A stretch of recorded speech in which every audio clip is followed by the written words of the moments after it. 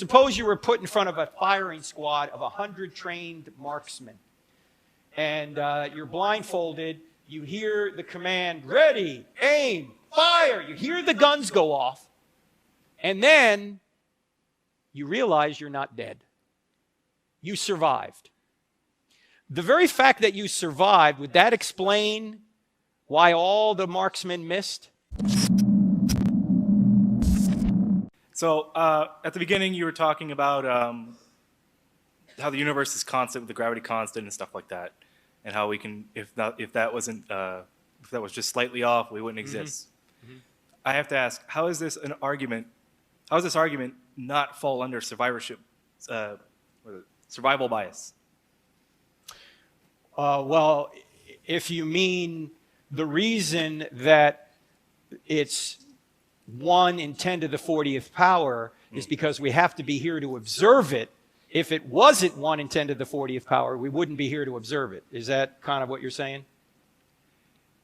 It's I often hear the argument that, oh, we exist because the universe is perfect that allows us to exist. And I feel like that is survival bias.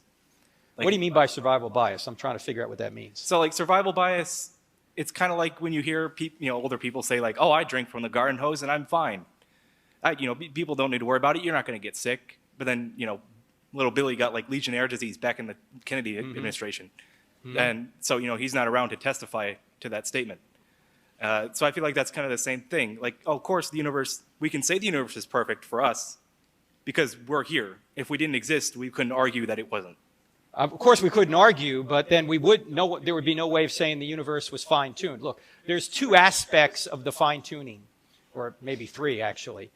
One is that if the universe wasn't fine-tuned from the beginning, there either would be no universe at all, it would have collapsed back on itself, or it would have never developed galaxies, which means there had to be some superiorly fine-tuned balance to get what we have now, right? There wouldn't even be chemistry, in other words, if they say the initial conditions of the universe were just right.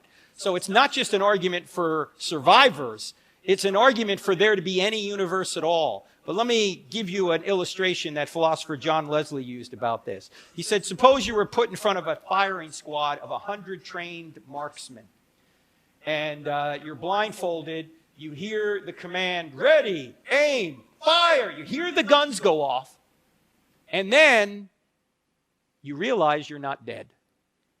You survived. The very fact that you survived, would that explain why all the marksmen missed? That wouldn't explain why all the marksmen missed, right? Well, no. I'd just say you got lucky. That luck is not an explanation, right?